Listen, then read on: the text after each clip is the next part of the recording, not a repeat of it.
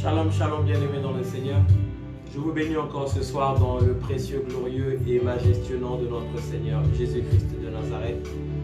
Bienvenue encore à ce programme, à ce rendez-vous divin où chacun de nous veut encore venir dans la présence de son Dieu pour venir exprimer encore toute la reconnaissance et la gratitude que le Seigneur Dieu représente pour chacune de nos vies. De même que David, l'homme selon le cœur de Dieu, pouvait s'écrier encore tous les matins « Mon âme bénit l'Éternel et n'oublie aucun de ses bienfaits ». Bien-aimés, c'est à raison que nous sommes connectés ce soir, c'est à raison que nous voulons adorer ce Dieu, c'est à raison que nous voulons exprimer toute notre gratitude au regard de tout ce que Dieu fait dans chacune de nos vies. Il est celui qui t'a fait la grâce, bien-aimé, d'être compté parmi les vivants ce matin. Il est celui qui a renouvelé pour toi le souffle de vie. Ton Dieu a combattu, bien-aimé, tous les combats visibles et invisibles qui se sont présentés devant toi. Tu pouvais t'endormir hier totalement inconscient de tout ce qui se passait dans la nuit. Le Dieu qui te protégeait, il ne dormait et il ne sommeillait pas, il veillait sur toi. Voilà pourquoi, bien-aimé, nous voulons simplement prendre cette attitude d'adoration, cette position où nous voulons parler à Dieu, cette position où nous voulons lui dire « Seigneur, merci encore pour tes bienfaits, merci pour ta grâce, merci pour ta fidélité.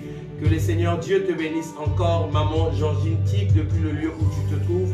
Que la grâce de Dieu surabonde de ta vie. » Bien-aimés, nous allons nous recueillir dans la présence de Dieu. Nous voulons encore dire à notre Dieu ce qu'il est pour chacune de nos vies. Je veux que tu prennes l'attitude d'un adorateur, l'attitude de quelqu'un encore qui est en train de reconnaître le Seigneur comme le seul et unique véritable Dieu. Je veux qu'avec tes propres mots, depuis le lieu où tu te trouves, tu vas commencer à parler à ton Dieu. Tu vas commencer à lui dire « Seigneur, ce soir, je suis là dans ta présence rien que pour t'élever. Je suis là, Éternel, mon Dieu, pour te glorifier, pour reconnaître encore la fidélité de ton nom, ton amour infini, tes œuvres illimitées et ce que tu représentes encore pour chacune de nos vies. Oui, Éternel Dieu Tout-Puissant, nous te bénissons, nous te rendons grâce parce que tu es celui en qui il n'y a ni changement ni ombre de variation. Tu es celui qui est resté le même hier, aujourd'hui et éternellement. Ton amour, Seigneur, s'est renouvelé chaque jour dans ma vie.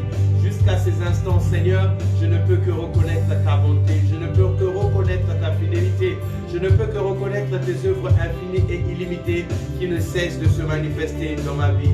Seigneur, ce soir, je veux te louer, ce soir, je veux te bénir, ce soir, je veux te glorifier, ce soir, je veux t'exalter, ce soir, je veux te combler encore de toutes les formes d'adulation parce que tu en es digne, Papa. Tu es digne que je puisse t'élever, tu es digne que je puisse t'adorer, que je puisse t'exalter, que je puisse reconnaître encore tes bienfaits dans ma vie.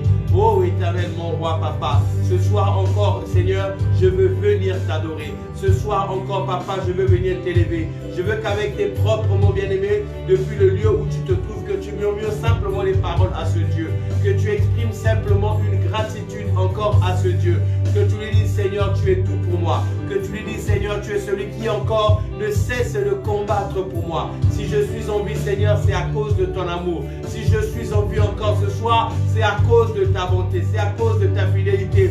Voilà pourquoi, Seigneur, d'un cœur sincère, d'un cœur reconnaissant, je veux t'adorer. D'un cœur reconnaissant, je veux t'exalter. D'un cœur reconnaissant, je veux glorifier ton nom. D'un cœur reconnaissant, je veux te combler de toutes les formes d'adulation. Tu es en train de prier avec moi, bien-aimé.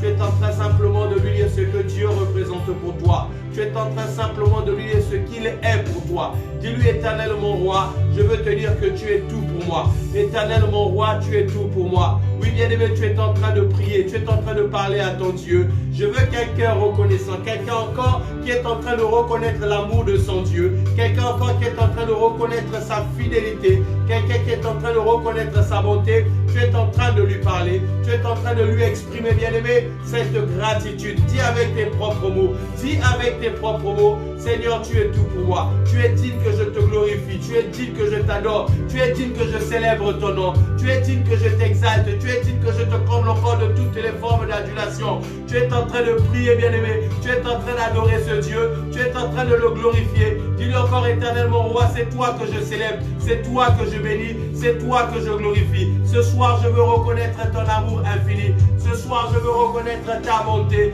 je veux reconnaître ta fidélité, je veux reconnaître tes œuvres infinies. Tu es digne encore que je célèbre ton nom. Tu es digne encore que je te glorifie. Tu es digne encore que je t'exalte, que je te comble de toutes les formes d'adulation.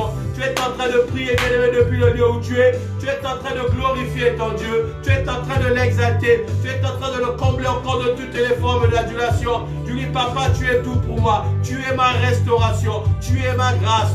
Tu es ma vie. C'est toi la raison de vie, Seigneur. Si je vis aujourd'hui, c'est à cause de ton amour. Si je vis aujourd'hui, c'est à cause de ta bonté. Tu es en train de prier, bien-aimé. Tu es en train de glorifier ce Dieu. Dis-le encore, Seigneur, je t'élève. Seigneur, je te loue. Seigneur, je te bénis. Seigneur, je te glorifie. Éternel, mon roi, je reconnais encore cet amour infini. Je reconnais tes œuvres illimitées. Je reconnais ta bonté. Oui, ma frère béni de Dieu, tu es en train de prier ton Dieu. Ma soeur Natacha Longombe, tu es en train de l'adorer. Tu es en train de le glorifier. Tu es en train de l'exalter. Bien-aimé, ce Dieu a raison encore. Il a raison encore de recevoir cette adoration. C'est à raison que tu es en train d'élever ta voix. C'est à raison que tu es en train de lui être reconnaissant. Dis-lui encore, papa, c'est toi que je bénis.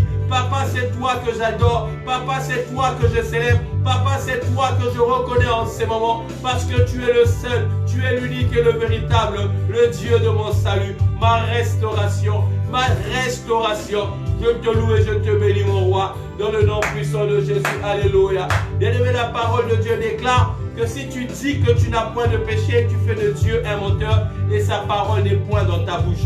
Alors là où tu es, je veux que tu puisses maintenant élever ta voix pour implorer la miséricorde de Dieu, pour implorer le pardon du Seigneur, pour tout ce que tu as eu à faire tout au long de cette journée, tout au long de cette semaine qui n'a pas glorifié le nom de Dieu. Peut-être que bien-aimé, tu as manqué d'amour envers ton frère. Peut-être que bien-aimé, des paroles vaines sont sorties de ta bouche. Peut-être que bien-aimé, tu n'as pas été reconnaissant envers ce Dieu. Peut-être que bien-aimé, tu t'es détourné de ses lois. Tu as attristé le Saint-Esprit au-dedans de toi. Je veux que tu pries là où tu es et que tu implores la fidélité de Dieu. Dis-lui, Seigneur, pardonne-moi encore pour toutes mes fautes. Pardonne-moi pour mes erreurs. Pardonne-moi pour tout ce qui ne t'a pas honoré. Ô Éternel, mon roi, ce soir encore je me prosterne devant ton trône. Ce soir encore j'implore ta miséricorde. Ce soir j'implore ton pardon parce que je n'ai pas été digne d'être appelé enfant de Dieu. Je n'ai pas été digne d'être appelé enfant de Dieu. Toutes les paroles vaines qui sont sorties de ma bouche, tout le manque d'amour, Seigneur, que je n'ai pas su manifester encore. Oh Dieu, j'ai pas su aimer mon frère. J'ai pas su aimer ma soeur. Tu es en train de prier, bien-aimé. Implore la miséricorde de Dieu. Implore le pardon du Seigneur. Implore encore la miséricorde de Dieu. Dis-lui, Seigneur, pardonne-moi pour tout ce qui ne t'a pas honoré, tout ce qui ne t'a pas glorifié. Tu es en train de prier, bien-aimé. Tu es en train de prier. Implore la miséricorde de Dieu. Tu as besoin, bien-aimé, que l'Éternel Dieu te lave encore ce soir.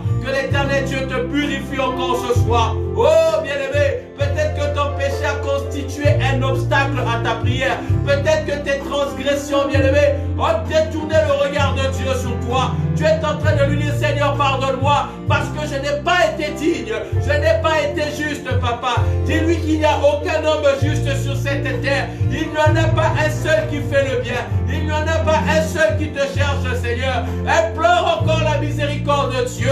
Implore le pardon du Seigneur, bien-aimé, pour tout ce que tu as eu à faire qui ne l'a pas honoré, qui ne l'a pas glorifié. Oui, tu es en train de prier.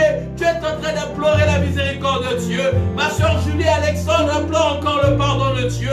Implore le pardon du roi des rois. Tu as besoin que le Seigneur encore étende sa miséricorde dans ta vie. La Bible déclare, bien-aimé, que ton péché peut être noir comme du cramoisi. Peu importe la crasse de tes péchés, peu importe les fautes que tu as pu commettre, tes transgressions, bien-aimé, que tu as pu réaliser encore tout au long de cette journée, dis-lui seulement, Seigneur, j'implore ta miséricorde. Pardonne-moi, papa. Pardonne-moi, mon Dieu, pour ce qui ne t'a pas honoré. Pardonne-moi, Éternel, mon roi, pour tout ce qui ne t'a pas honoré, ce qui n'a pas glorifié ton nom, ce qui n'a pas élevé ton nom, ce qui ne t'a pas glorifié. J'implore ta miséricorde. J'implore ton pardon. J'implore ta miséricorde. J'implore ton pardon. Tu es en train de prier, bien-aimé, afin d'implorer la miséricorde de Dieu.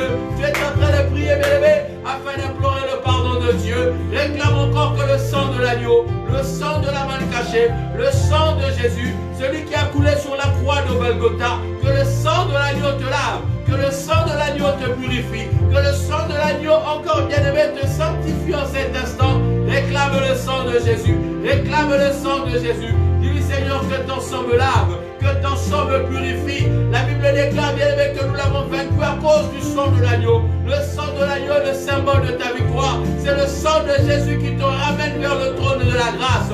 C'est le sang de Jésus, bien-aimé, qui te fait paraître plus blanc que neige. C'est le sang de Jésus, bien-aimé, qui efface l'acte dont les ordonnances te condamnent. Tu as besoin que le sang de Jésus coule encore dans ta vie. Implore encore le sang de l'agneau. Implore encore le sang de l'agneau. Le sang de la main cachée. Dis-lui, Seigneur, j'implore. Je réclame ton sang. Que ton sang me lave. Que ton sang me purifie. Que ton sang me sanctifie encore ce soir pour toutes mes transgressions. Pour tout ce qui ne t'a pas honoré, Seigneur. Dis-lui, Seigneur, je n'ai pas été parfait. Seigneur, je n'ai pas été juste devant toi. Tu es seulement en train d'implorer la miséricorde de Dieu. Oui, mon frère Clédy Makela, là où tu es en train simplement avec tes propres mots. Dis-lui encore, Seigneur, pardonne-moi. Dis-lui, Seigneur, il n'y a pas un homme sur cette terre qui est juste.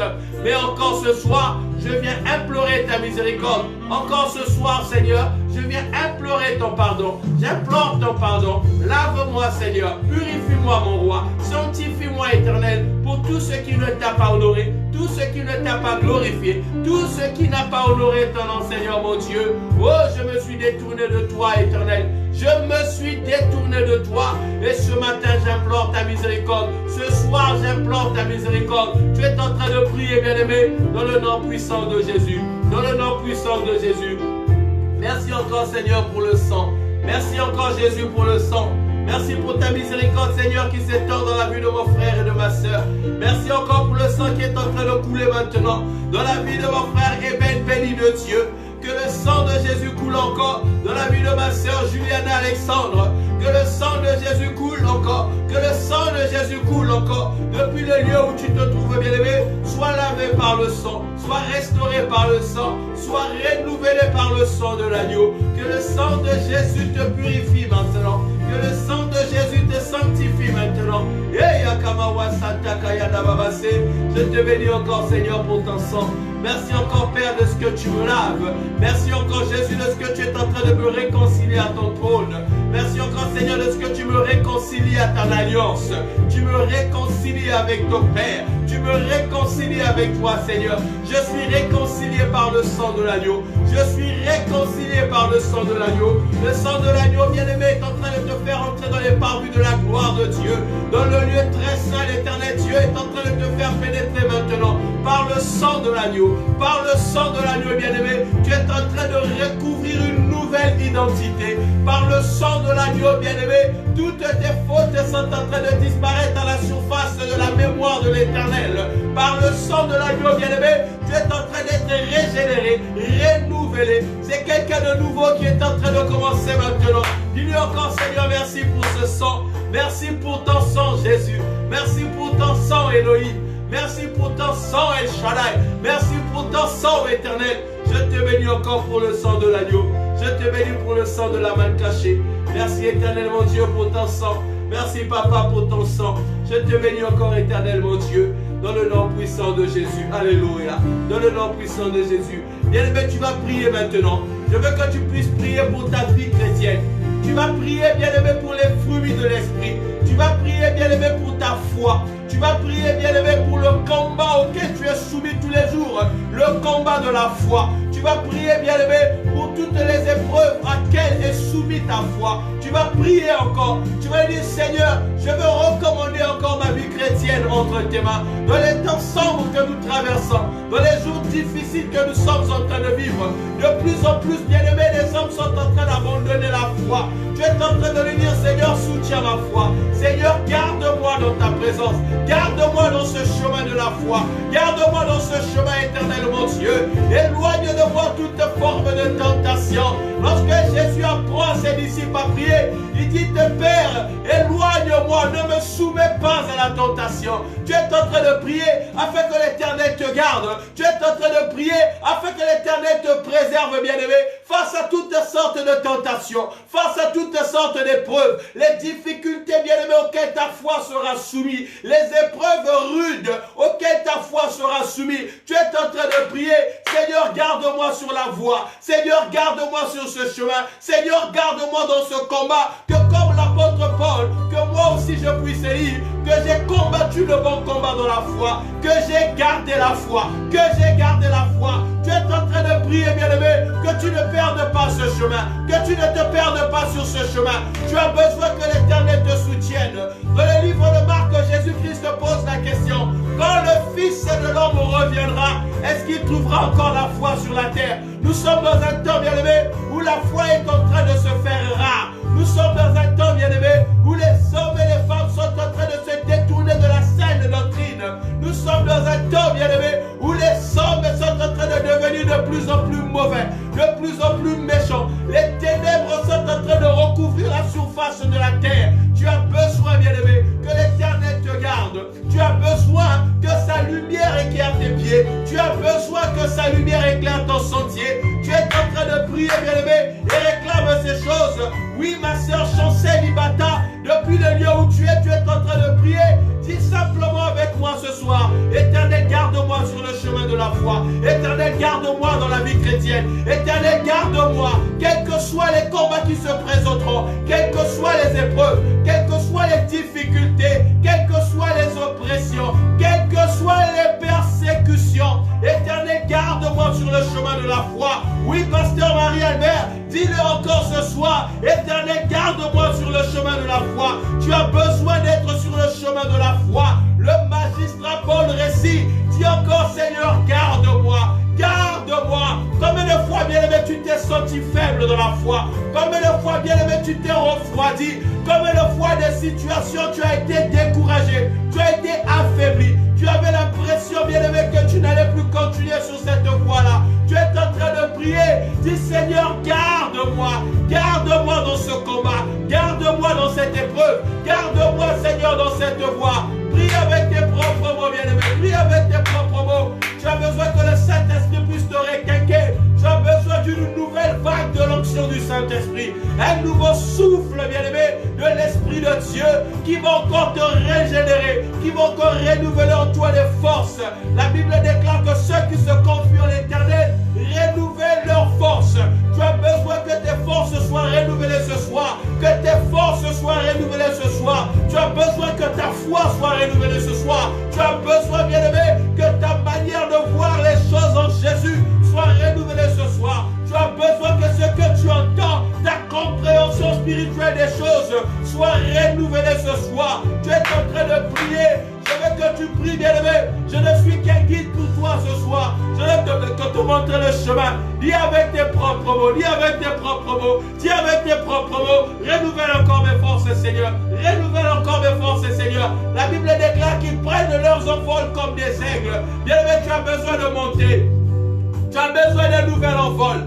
Tu as besoin d'un nouvel envol ce soir. Peut-être que tu t'es limité sur les choses charnelles. Peut-être que ta chrétienté est devenue charnelle. Peut-être que ton langage est devenu charnel. Aïe, aïe, aïe, aïe, aïe, aïe, aïe, aïe. L'Esprit dit encore à Jean: monte, monte, et je te ferai voir les choses qui arrivent. Tu as besoin de monter, bien-aimé, dans les hauteurs, comme un aigle. Tu as besoin d'avoir un langage spirituel, une compréhension spirituelle. La Bible déclare que les choses de l'Esprit de Dieu sont une folie pour l'homme naturel. Combien de fois ces choses sont devenues une folie pour toi parce que tu as été naturel? Combien de fois dans ces combats, bien-aimé, tu as été découragé parce que tu as regardé les choses naturellement? Combien de fois, bien-aimé, tu t'es épuisé dans ta prière, dans ta marche chrétienne parce que tu as regardé les choses charnellement? Tu as regardé les choses charnellement. Bien-aimé, mais elle est une puissance pour ceux qui sont spirituels. Elle est une puissance pour ceux qui sont spirituels. Oh, tu as besoin encore de monter dans la dimension spirituelle. Tu as besoin de dire comme l'apôtre Paul: si je vis, ce n'est plus moi qui vis, mais c'est le Christ qui vit en moi. Si je vis, ce n'est plus moi qui vis, mais c'est le Christ qui vit en moi. Tu as besoin, bien-aimé, que le Christ encore habite en toi. Tu as besoin, bien-aimé, que ton intelligence soit renouvelée. Tu as besoin, bien-aimé, que les yeux de ton cœur soient illuminés, que ton langage soit illuminé. Dis encore: Seigneur, illumine-moi ce soir. Illumine-moi ce soir. Je veux une compréhension éclairée. Je veux un langage éclairé. Je veux une vision éclairée. Je veux, Seigneur, marcher dans les dimensions de la gloire, dans les dimensions de la puissance, dans les dimensions éternelles, mon Dieu, où toutes choses s'élèvent encore dans une portée spirituelle. Oui, la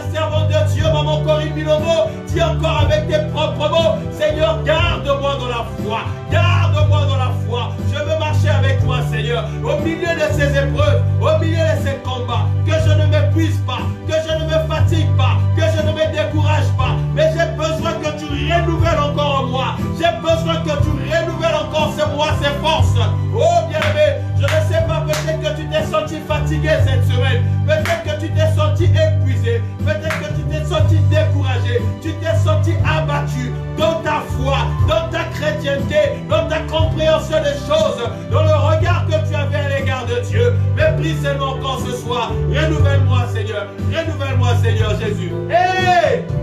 Hey! Dis-le. Dis-le avec moi. Dis-le avec moi. Alléluia. Dis-le avec moi. Hey Jésus. Hey Jésus. Hey Jésus. Je le reconnais, Seigneur, que tu es fidèle.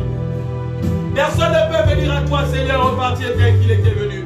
Dis-le encore avec moi, maman Yoyo, là où tu es. Seigneur, tu es fidèle. Dis-le encore avec moi, Éternel, tu es fidèle. Dis-le bien de tout ton cœur. Dis-le de tout ton cœur. Alléluia. Hey Jésus. Tu es fidèle. Tu es fidèle. Fidèle.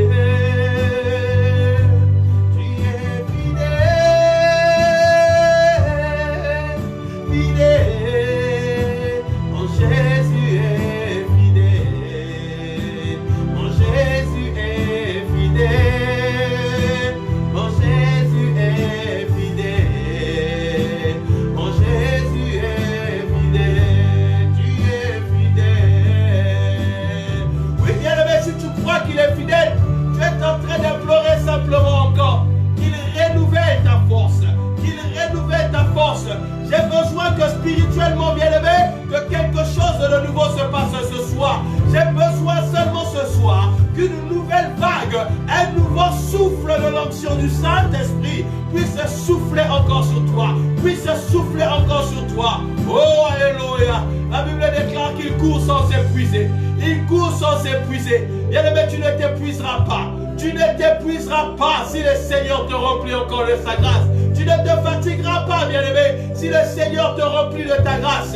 La Bible déclare, ce n'est ni par la force, ce n'est ni par la puissance, mais c'est par mon esprit, dit l'Éternel des armées.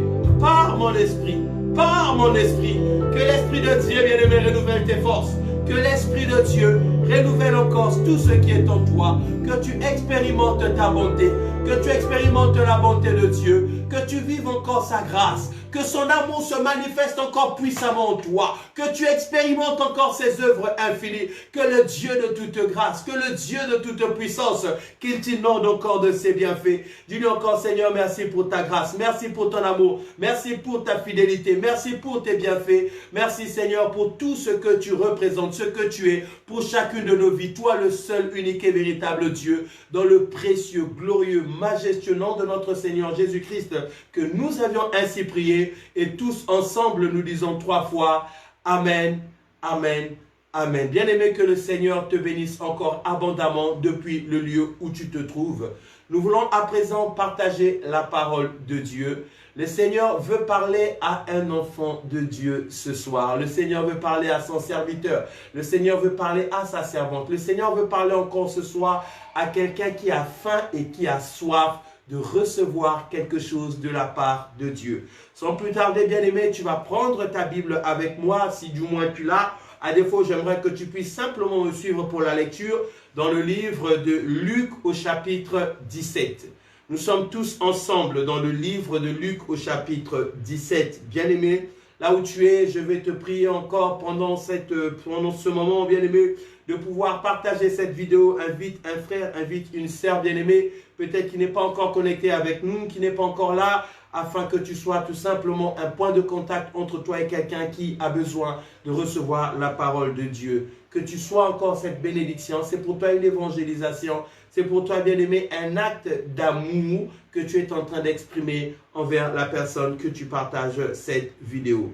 Le thème de ce soir, je l'ai simplement intitulé « Le miracle infaillible ». Luc chapitre 17 à partir du verset 11. Maman Julie Alexandre, à partir du verset 11. Et je vais faire avec vous la lecture. La Bible déclare, Jésus se rendant à Jérusalem, passait entre la Samarie et la Galilée.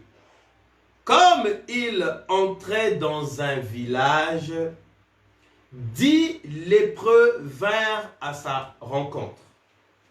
Se tenant à distance, ils élevèrent la voix et dirent, « Jésus, Maître, aie pitié de nous. » Dès qu'il eut vu, il leur dit, allez vous montrer au sacrificateur.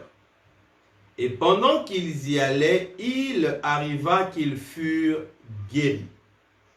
L'un d'eux, se voyant guéri, revint sur ses pas, glorifiant Dieu à haute voix. Il tomba sur sa face aux pieds de Jésus et lui rendit grâce. C'était un Samaritain. Jésus, prenant la parole, dit, les 10 n'ont-ils tous pas été guéris? Et les 9 autres, où sont-ils? Ne s'est-il trouvé que cet étranger pour revenir et donner gloire à Dieu? Puis il lui dit, lève-toi, va, ta foi t'a sauvé. Alléluia. Que le Seigneur te bénisse, bien-aimé. Nous allons encore prier pour la parole de Dieu. Éternel Dieu, nous te bénissons pour ta parole ce soir. Nous te prions, ô Dieu, toi qui as déclaré dans ta parole que c'est poussé par l'Esprit de Dieu que des hommes ont parlé de la part de Dieu. Je veux qu'en cet instant, Seigneur, que Emma disparaisse et que toi et toi seul croissent. Que tu parles à ton peuple. Et je recommande chaque personne connectée en ces moments entre tes saintes, divines et glorieuses mains. Quel que soit le lieu où il se trouve, je m'oppose à toute forme de distraction, à tout esprit d'assoupissement et d'incrédulité, et je remets toute pensée captive à ton obéissance. Que toute la gloire te revienne à toi et à toi seul, dans le nom de Jésus, que j'ai ainsi prié, et tous ensemble, nous disons 3 fois, Amen, Amen, Amen. Que le Seigneur te bénisse encore, ma sœur Hello, depuis le lieu où tu te trouves. Que la grâce de Dieu surabonde dans ta vie, ma sœur Belinda, soit bénie encore dans le nom puissant de notre Seigneur Jésus. Le passage de la Bible que nous venons de lire est un passage très édifiant. Un passage qui est en train de nous rendre témoignage d'un miracle qui s'est produit dans la parole de Dieu. Un miracle tout à fait spécial. Un miracle hors norme, un miracle qui n'a absolument rien en commun avec tout ce que le Seigneur Jésus-Christ a pu exercer durant son ministère sur la terre. La Bible dit, bien-aimé dans le Seigneur, que pendant que Jésus-Christ donc était en train de se rendre à Jérusalem, il est en train de passer donc par la Samarie. Et pendant son trajet à ce moment-là, la Bible nous parle qu'il y avait 10 personnes qui étaient atteintes de la lèpre. La lèpre était une maladie en ces temps qui était considérée comme étant incurable. Cette maladie, bien aimée, n'avait aucun traitement.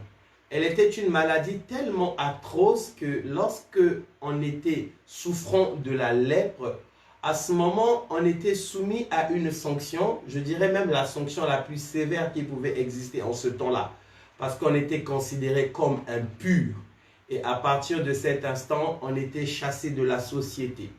C'est-à-dire que si tu avais une famille, dès l'instant où tu étais atteint de la lèpre, bien aimé, tu étais comme qui dirait mis en quarantaine. On te prenait, on te mettait hors de ta famille, hors du pays, hors de toute la population.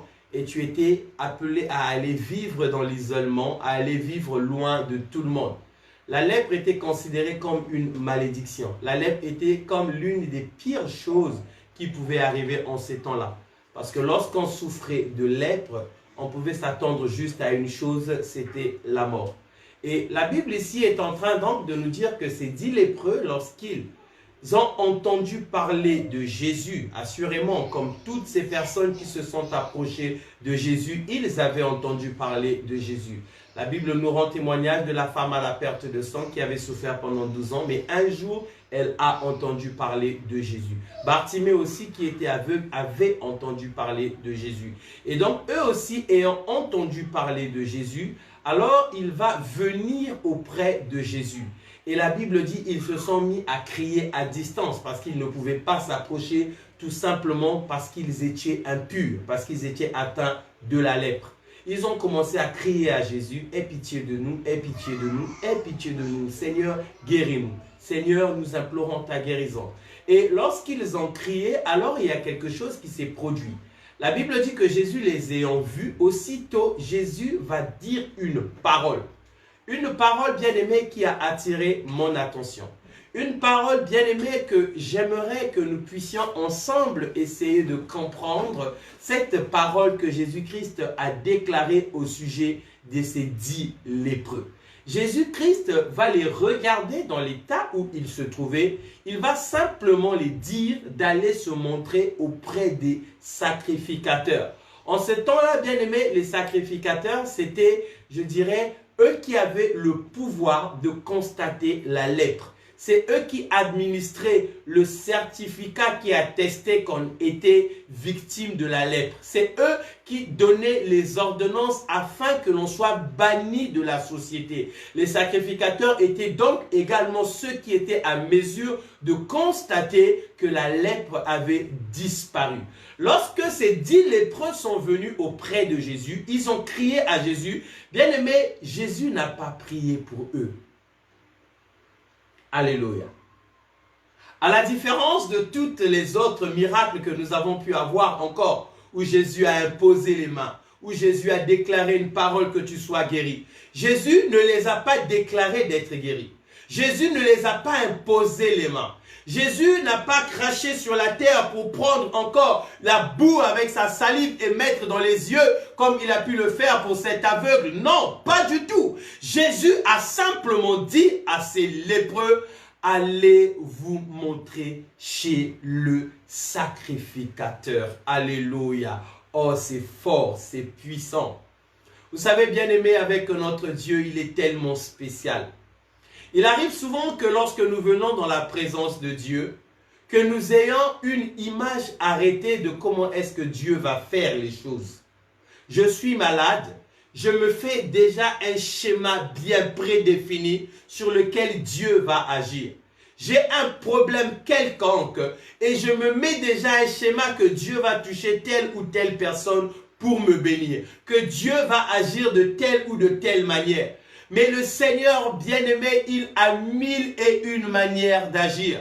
La Bible nous enseigne que les voies de Dieu sont impénétrables. Et la première chose que je veux te dire ce soir, toi qui crois en Dieu, c'est que lorsque tu viens en Dieu, tu dois avoir une attitude de confiance totale en Dieu. Ne viens jamais parler à Dieu, bien-aimé, avec une image déjà arrêtée de comment est-ce que Dieu va faire les choses. Lorsque tu viens à Dieu, bien-aimé, ne t'attends pas à voir Dieu se manifester dans telle ou telle dimension. Implore simplement la grâce et fais tout simplement confiance à Dieu. Si ces lépreux étaient venus avec une image prédéfinie, que Jésus-Christ allait les imposer les mains, ils seraient assurément déçus avant même de recevoir le miracle. Si ces disciples étaient venus et qu'ils avaient déjà mis un schéma que comme Dieu avait fait avec Bartimée, il va nous dire soyez purs, bien-aimés, ils allaient être déçus parce que Dieu ne les a pas dit d'être purs,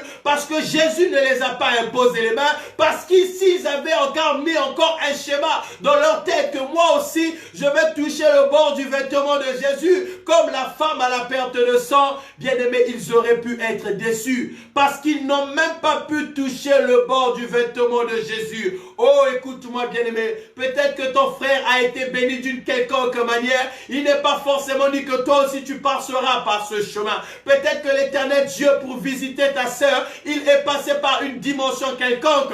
Il n'est pas arrêté que Dieu passera par ce même chemin parce que Dieu a 1001 manières d'agir. Sa manière d'agir, la Bible dit qu'elle nous est inconnue. Comment est-ce que Dieu va agir? Ça nous est inconnu. Comment est-ce que Dieu va me visiter? Ça m'est inconnu. Tout ce que je sais, c'est que je dois avoir la confiance, je dois avoir la foi, je dois avoir une confiance totale en ce Dieu. Oh, je croyais que quelqu'un allait dire un amen bien. Bien-aimé, Dieu n'a pas prié pour ces lépreux. Dieu n'a pas imposé les mains aux lépreux. Il n'a même pas dit soyez guéris. Il a juste dit une parole. Allez vous faire voir chez le sacrificateur. Ah! Bien-aimé, c'est ici que ce passage de la Bible a troublé ma compréhension des choses. C'est exactement à ce stade-là que j'ai été bouleversé par ce passage biblique. La Bible déclare que quand ils ont reçu la parole de Dieu, bien-aimé, rien ne s'est produit. Ils n'ont pas été guéris sur le champ. Ce n'est pas quand la parole de Jésus-Christ est sortie qu'ils ont été guéris. Non. Alléluia. Alléluia. Mais la Bible dit, après avoir reçu la parole, bien-aimés, ces lépreux ont commencé à se diriger vers les sacrificateurs. Et je suis sûr que pendant qu'ils étaient en train de marcher, ils étaient en train de se regarder les uns envers les autres. Et ils étaient en train de constater que la maladie était encore là. Alléluia. Parce que la Bible dit que pendant qu'ils étaient en train de se rendre chez le sacrificateur, pendant qu'ils ont commencé à obéir à la parole que Jésus-Christ avait libérée, pendant qu'ils ont commencé à mettre à exécution la recommandation que Jésus-Christ avait libérée, pendant ce trajet-là, bien-aimé, le miracle a commencé à s'opérer. À ce stade, je veux te poser la question. À quel moment est-ce qu'ils ont été guéris? À quel moment est-ce que le miracle s'est manifesté dans la vie des lépreux? Est-ce que c'est lorsqu'ils sont venus à Jésus que le miracle s'est produit? Est-ce que c'est quand ils ont cru à Jésus que le miracle s'est produit? Est-ce que c'est lorsqu'ils ont reçu la parole de Jésus que le miracle s'est produit? Ou est-ce que c'est quand ils ont commencé à obéir à la parole de Dieu que le miracle s'est produit? Bien-aimé, le miracle ne se produit pas lorsqu'on vient à Jésus. Je veux dire à quelqu'un ce soir que le miracle ne se produit pas lorsqu'on croit en Jésus. Je veux dire à quelqu'un que le miracle ne se produit pas lorsque l'on reçoit la parole de Jésus. Mais le miracle se produit, bien-aimé, lorsqu'on met à exécution, lorsqu'on obéit à la parole que Jésus-Christ libère. Peut-être qu'assurément, bien-aimé, toi aussi, en te rendant à l'église, le miracle ne s'est pas produit en toi. Ils sont venus avec leur lèpre, mais en venant avec leur lèpre, ils n'ont pas été guéris. Bien-aimé, venir à l'église ne fera jamais à ce que tu sois visité par Jésus. Aller à l'église tous les jours, bien-aimé, ne changera pas ta vie. Aller à l'église tous les jours ne fera pas en sorte que le miracle s'opère en toi. Ah, je suis en train de parler à quelqu'un. Alléluia. Même croire en Dieu ne suffit pas, bien-aimé. Parce que même les démons croient, la Bible nous enseigne. Si ces lépreux sont venus à Jésus, c'est parce qu'ils croyaient. Si ces lépreux sont venus à Jésus, c'est parce qu'ils avaient entendu. Comme toi aussi, tu as entendu parler de Jésus. Comme toi aussi, tu es venu à Jésus. Comme toi aussi, tous les dimanches, tu viens à Jésus. Alléluia. Je ne sais pas quelle est la parole que tu as reçue de Dieu. Je ne sais pas quelle est la parole que tu as reçue de Jésus. Mais bien-aimé, ce qui va déclencher le miracle dans ta vie, c'est lorsque tu mettras à exécution. C'est lorsque tu vas commencer à obéir à la parole que Dieu libère pour toi. La Bible ne nous donne pas de précision, bien-aimé. Combien de temps est-ce qu'ils ont marché? La Bible ne nous précise pas combien de kilomètres ils ont parcouru pour se rendre chez le sacrificateur. Peut-être que le sacrificateur se trouvait à 3 kilomètres. Peut-être que le sacrificateur se trouvait à une dizaine de kilomètres. Peut-être qu'ils ont marché pendant 10 minutes, pendant 15 minutes. Je ne sais pas combien de temps. Mais tout ce que je sais, bien-aimé, pendant qu'ils ont commencé à marcher, pendant qu'ils ont commencé à obéir. Alléluia, alléluia. Bien-aimé, on n'obéit pas à la parole de Dieu lorsque les yeux voient le miracle. On n'obéit pas à la parole de Dieu lorsque nous commençons à voir les signes. Ils n'avaient rien vu, mais ils ont obéi. Ils n'avaient rien constaté, mais ils ont obéi. Ils avaient une confiance totale en Dieu. Bien-aimé, s'il y a une chose aujourd'hui de plus en plus qui est en train de disparaître dans la vie des enfants de Dieu, c'est la confiance totale en Dieu. Ils avaient confiance en cette parole. Ils n'ont pas discuté. Ils n'ont pas raisonné. Ils n'ont pas murmuré. Seigneur, pourquoi tu ne pries pas pour nous? Seigneur, pourquoi tu ne nous imposes pas les mains? Seigneur, pourquoi tu ne mets pas l'huile sur notre tête? Non! Ils ont reçu la parole. Comme des petits enfants, ils ont simplement cru. Sans rien voir. Ils ont commencé à marcher. Ils ont commencé à marcher. Et pendant qu'ils étaient en train de marcher, la parole nous dit, bien-aimés, que leur vie a commencé à être restaurée. Je pense que le premier a commencé à constater que sa peau devenait saine comme celle d'un enfant. Les ulcères et les plaies qui étaient en train de recouvrir leur corps étaient en train d'être régénérés. L'acte de la maladie qui était en train de les condamner était en train d'être détruit. Bien-aimé, chaque fois qu'on met l'exécution de la parole de Dieu, il y a une excellente conséquence qui s'opère, c'est le miracle. Je veux parler à quelqu'un bien-aimé qui croit en Dieu. Je veux parler à quelqu'un bien-aimé qui met en exécution la parole de Dieu. Ces lépreux n'avaient pas vu. Même si tu n'as pas encore vu, je veux te dire, gloire soit rendue à Dieu. Parce que la Bible déclare que la foi ne vient pas de ce que l'on voit, mais la foi vient de ce que l'on entend. De ce que tu es en train de m'entendre maintenant. Du son de ma voix que tu es en train d'entendre de mes oreilles. L'Éternel Dieu est en train de communiquer à ton esprit une foi supérieure. L'Éternel Dieu est en train de te communiquer une foi dimensionnelle. De la dimension de cette foi, bien-aimé, tu verras de tes propres yeux. Alléluia. Parce que la Bible déclare que mon Rédempteur est vivant. Il n'est pas mort celui en qui tu crois. Il n'est pas mort celui à qui tu as mis tes espérances. Quelle que soit la grandeur de ce combat, quelle que soit l'obscurité qui se présente devant toi, il t'a fait la promesse qu'il est vivant, qu'il t'a fait la promesse qu'il sera avec toi tous les jours jusqu'à la fin des temps. Il dit à Moïse une chose: gardez le silence et moi je combattrai pour vous. Bien-aimé, tu dois réaliser une chose, c'est que le Dieu en qui nous croyons, il est le Dieu qui combat pour nous. Là où nos mains ne peuvent pas atteindre, là où nos forces ne peuvent pas arriver, notre Dieu a la capacité de combattre, de changer toute forme de circonstance. Je croyais que quelqu'un allait me dire un amen bien. Alléluia. Les lépreux ont commencé à voir le miracle de Dieu s'opérer dans leur vie. Alléluia. Un tout à coup a commencé dans chacune de leurs vies. Ils ont commencé à constater la puissance de Dieu en train de traverser leur vie. La puissance de Dieu en train de transformer toutes choses. Alléluia. Bien-aimé, la Bible ne s'arrête pas là.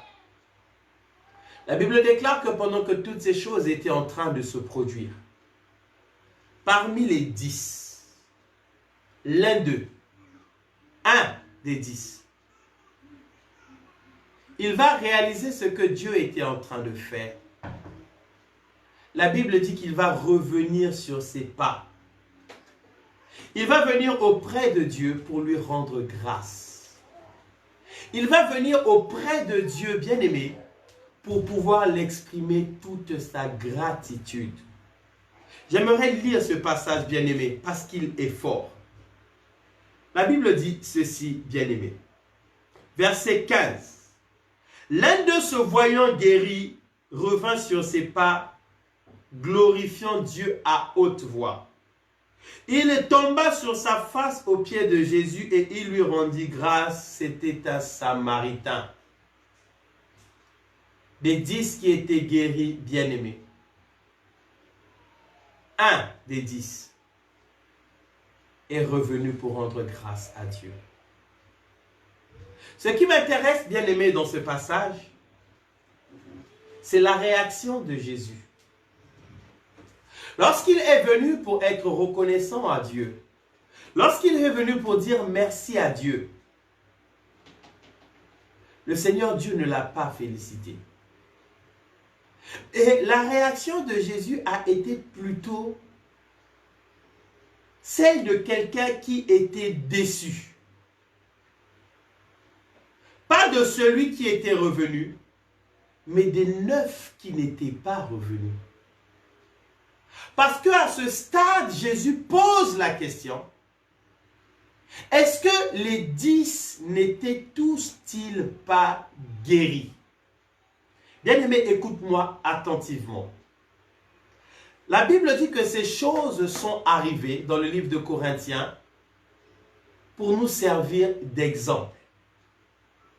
Et ces choses ont été écrites pour notre édification. Bien-aimé, j'ai besoin d'édifier quelqu'un ce soir. La parole de Dieu veut édifier quelqu'un ce soir. La Bible dit que de ces 10, il y en a un seul qui était reconnaissant. Pas la moitié, pas le quart, un seul était reconnaissant. Et quand Jésus-Christ l'a vu, il était choqué. Il dit, est-ce que les 10 n'étaient tous-ils pas guéris? Des 10, bien-aimés, les 9 autres étaient ingrats. Combien sont-ils aujourd'hui, bien-aimés, qui portent encore ce sentiment, ce caractère de ces 9 lépreux? Des hommes et des femmes qui sont de plus en plus ingrats. Alléluia. Bien-aimé, l'ingratitude aujourd'hui est quelque chose qui est devenu tellement répandu dans ce monde. Et c'est une chose qui est tout à fait normale. Normale pourquoi? Parce que le Seigneur nous avait prévenus. Dans le livre de Timothée, lorsqu'on parle des signes qui vont précéder la fin des temps, on ne parle pas que des guerres. On ne parle pas que des pandémies. On ne parle pas que de la famine. Mais on dit que dans les derniers temps, les hommes seront de plus en plus ingrats. Ingrats. Des hommes qui ne sont pas reconnaissants. Reconnaissants à Dieu. Reconnaissants envers tous ceux qui ont pu être encore aimables avec toi. Ils ont reçu la guérison. Mais un seul a eu le réflexe, bien-aimé, de revenir dire merci à Dieu. Et Jésus-Christ lui dit ceci. Lève-toi, va cette fois-ci, parce que ta foi t'a sauvé. Alléluia. Ta foi t'a sauvé. Il y a des foi qui sauvent et il y a des foi qui ne sauvent pas. Ah, c'est fort ce que je veux dire. Suis-moi attentivement. Écoute-moi attentivement. Je vais bouleverser quelqu'un ce soir. Il y a des foi qui sauvent et il y a des foi qui ne sauvent pas. Jésus dit à ce lépreux qui est venu être reconnaissant. Parce que toi, tu as été reconnaissant, parce que ta foi a été reconnaissante, maintenant tu peux partir parce que cette foi reconnaissante t'a sauvé. On peut se poser la question ce soir. À quel moment la foi l'a-t-il sauvé? Lorsqu'il a entendu parler de Jésus, lorsqu'il est venu à Jésus, lorsqu'il a crié à Jésus, lorsqu'il a reçu la parole de Jésus, ou lorsqu'il a été guéri, ou encore lorsqu'il a été reconnaissant. Parce que si le miracle qu'il a reçu, bien-aimé, était l'expression de sa foi l'a sauvé seulement au moment où il a été reconnaissant. Parce qu'avant cela, Jésus n'a pas dit que ta foi t'a sauvé. Jésus a parlé du salut produit par sa foi seulement au moment où il a exprimé la gratitude, la reconnaissance. Ça veut dire que de ces 10 lépreux, si tous ils avaient eu la foi, il n'y a qu'un seul dont la foi a été salutaire. c'est la foi de celui qui a été reconnaissant. Les 9 autres, bien-aimés, la Bible ne nous donne pas de précision. Mais une chose est sûre, c'est que leur foi ne les avait pas sauvés. Une chose est sûre, c'est qu'à eux, Jésus n'a pas déclaré que ta foi t'a sauvé. En fait, cette parole de Jésus, c'est comme si elle était en train de sceller la guérison qu'il avait reçue. Cette parole de Jésus, c'est comme si elle était en train de sceller la bénédiction qu'il avait reçue. Parce que, bien aimé, il y a des bénédictions qui sont scellées. Il y a des bénédictions, bien aimées, que Dieu scelle. Alléluia. Ce lépreux, bien aimé, il n'a pas oublié la source de bénédiction. Il a été béni, mais il est resté connecté à la source. Il a reçu le Christ, mais il est venu exprimer sa connexion à la source. Alléluia. Je ne sais pas si les 9 autres, quand ils sont partis, bien-aimés, s'ils sont redevenus lépreux. Assurément. Et si de telles choses se sont produites, je pense même que tous ceux qui étaient là tout autour auraient pu dire que Jésus-Christ fait des faux miracles. Parce que sur 10 personnes qu'il a guéries, les 9 autres sont redevenus lépreux, mais un seul a gardé la guérison. Il arrive, bien aimé, que nous puissions recevoir la bénédiction de Dieu. Que l'Éternel Dieu te visite. Que l'Éternel Dieu rétablisse encore quelque chose en toi. Mais tout simplement par manque de reconnaissance. Par la déconnexion à la source, bien aimé. Tu peux tout perdre avec ce Dieu. Tu as besoin, bien aimé, de réaliser que la source, je dois rester connecté à la source. Je dois rester reconnaissant à la source. La Bible nous parle un jour d'une femme. Lorsqu'on parle de cette femme dans le livre de Rois, on nous dit que c'était une femme de distinction. Mais seulement cette femme n'avait pas d'enfant. Un jour, l'homme de Dieu, Élisée, passé par là, il va voir la révélation. Cet homme est un saint homme de Dieu. Elle a créé toutes les circonstances pour être bénie. Lorsqu'elle a été bénie, lorsqu'elle a eu le fils qu'elle avait tant attendu, bizarrement, la Bible ne passe pas à autre chose. Mais la Bible nous donne une suite, un après cela. Bien aimé, dans la vie chrétienne, il y a toujours un après cela. Il y a toujours une suite. Dieu m'a visité. Dieu m'a béni. L'Éternel a ouvert pour moi les portes. Mais après cela, après cela, la Bible dit qu'un jour, sans aucune raison apparente, l'enfant a seulement commencé à dire ma tête, comme un jeu, comme une blague. L'enfant n'avait pas un cancer. L'enfant n'avait pas fait un accident de voiture. Il était là en train de jouer. Il a seulement dit ma tête. Et par quelque chose de si simple, la Bible dit que l'enfant va mourir. L'enfant va mourir. L'enfant que Dieu l'avait donné. La bénédiction qu'elle avait reçue par prophétie. Le fruit de son intercession. Alléluia. Elle aurait pu dire en ce temps-là, Seigneur, il est écrit dans ta parole que c'est la bénédiction de l'Éternel qui enrichit, mais elle ne se fait suivre d'aucun chagrin. Mais Seigneur, pourquoi ce chagrin? Seigneur, tu ne donnes pas des choses éphémères. Comment je peux perdre mon enfant? La Bible dit que cette femme va poser seulement l'enfant en lui.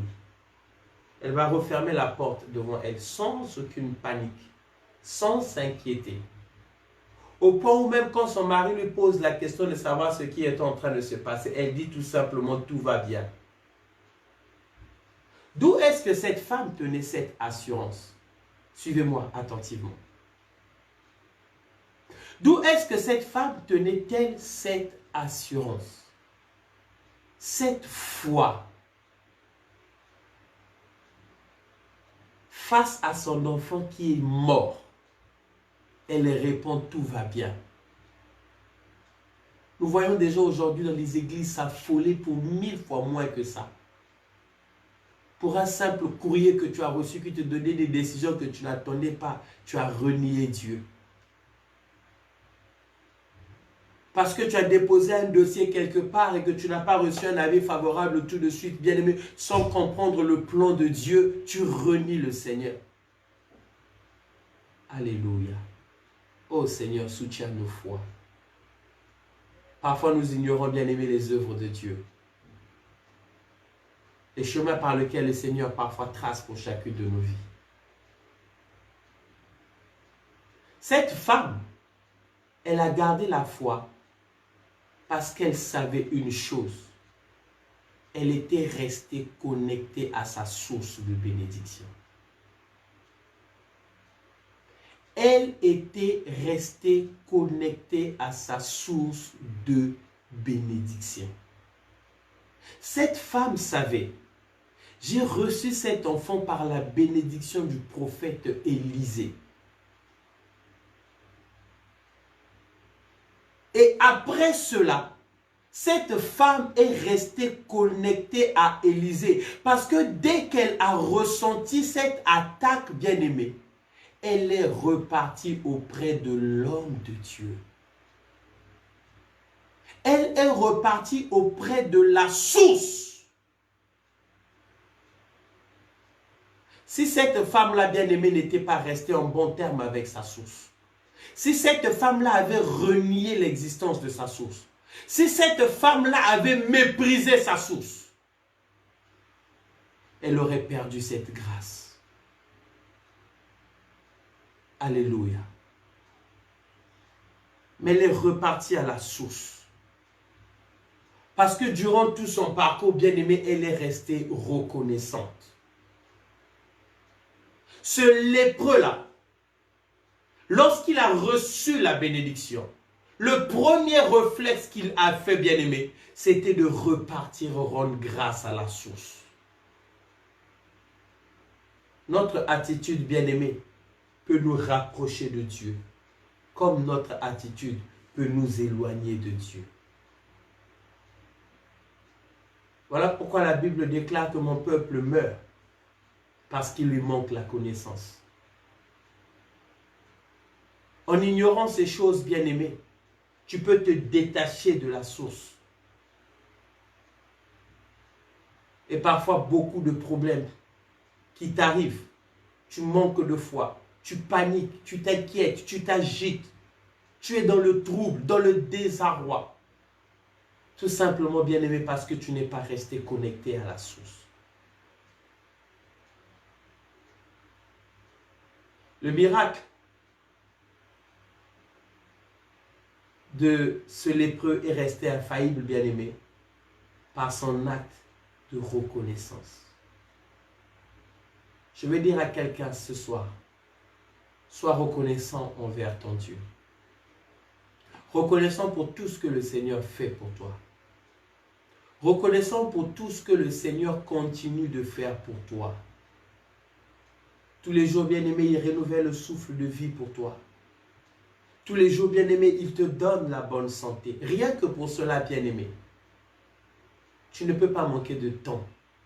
Tu ne peux pas manquer de paroles à lui adresser. Jésus-Christ a dit à ses lépreux, ta foi t'a sauvé. La foi qui sauve, bien-aimé, est une foi qui est reconnaissante. Est une foi qui reste connectée à la source. Est une foi qui a une confiance totale en Dieu. Ils ont tous reçu le miracle.